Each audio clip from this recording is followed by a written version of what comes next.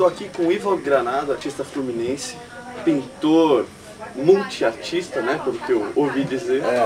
E aí, tudo bem? Tudo bem. Você está expondo no espaço Citibank. Você mora em São Paulo há quanto tempo? Na verdade, eu estou em São Paulo, morando fixo há 32 anos. 32 anos. Mas passei por aqui antes, fiquei namorando a cidade um pouco, na época política, na época das fugas. Ditadura militar. Ditadura militar. Época... Fiquei escondido um tempo aqui na casa do Mário Schember.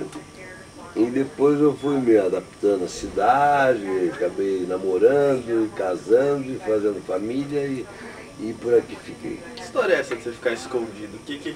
Não, porque o Mário Schember é um físico nuclear muito conhecido, que foi meu amigo, que era crítico de arte, e eu estava naquela época de você teria que sair do país, estavam te procurando, teria que ou ir me exilar ou arranjar um lugar quieto.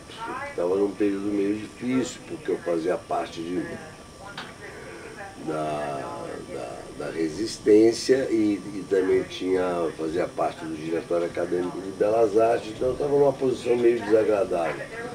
E ele era imune.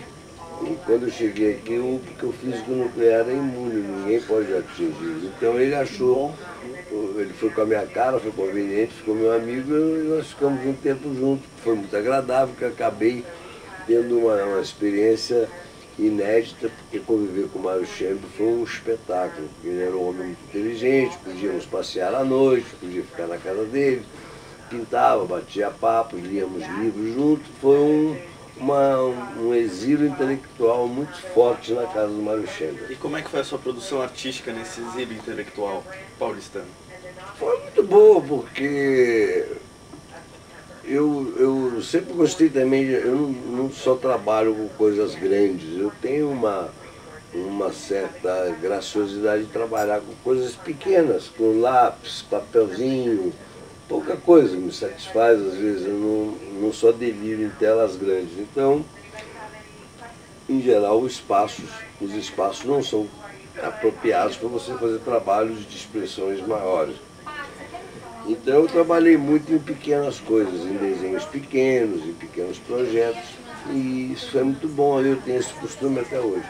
Qual que era o tema principal nessa época? Era político?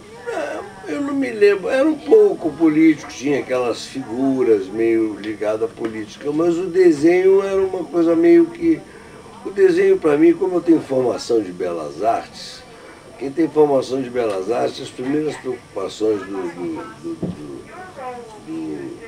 do desenho é a formação no papel, é a estética, é o plano do desenho, depois a sombra, a maneira de coisa. São preocupações,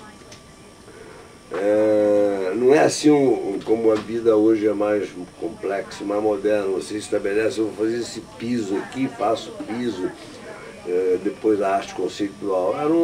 Você tem preocupação de como você botar a figura na tela, compor, fazer composição. Isso é uma coisa que te leva um tempo.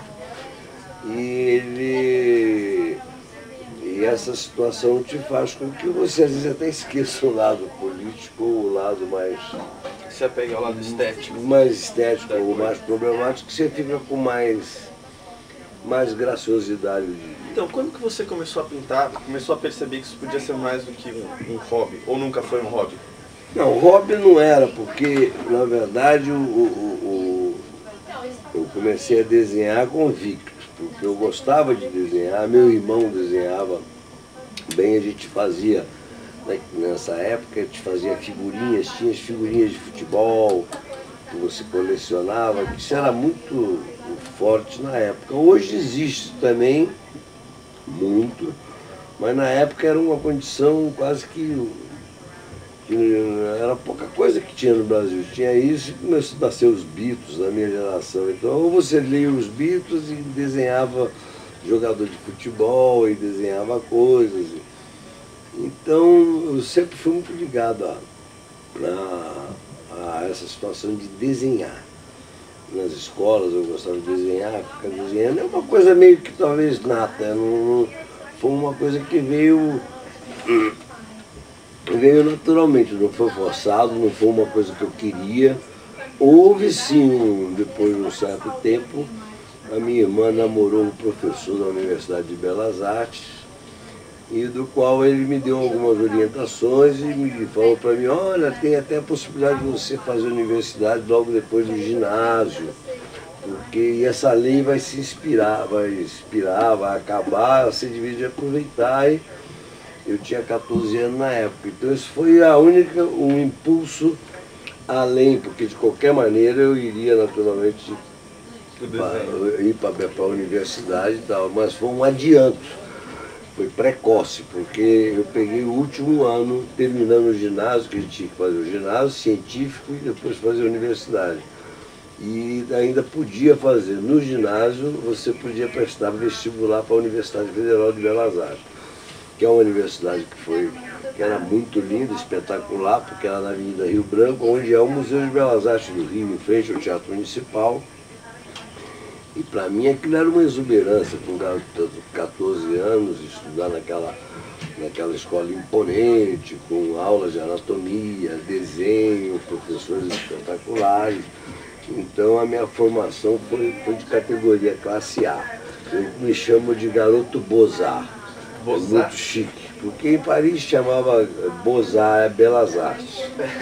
E quem estudou nesse período na Belas Artes é a fina flor da formação, porque lá na Belas Artes era uma escola tão boa quanto a de Paris, com professores maravilhosos, Onofre, Zalois, Bustamante Sá. Então era uma escola que tinha aula de cerâmicas, aulas de litografia, aula de escultura, aula de desenho artístico, croquis, então, anatomia, história da arte, num ponto estratégico, do lado municipal, quer dizer, era tudo de bom, era tudo que era arte. Então eu sou da estirpe nobre dessa época.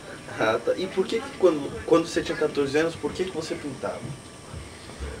Porque eu gostava, além de eu desenhar desde menino, essas coisas todas, eu ganhei do meu avô um livro de Picasso, que eu me encantei.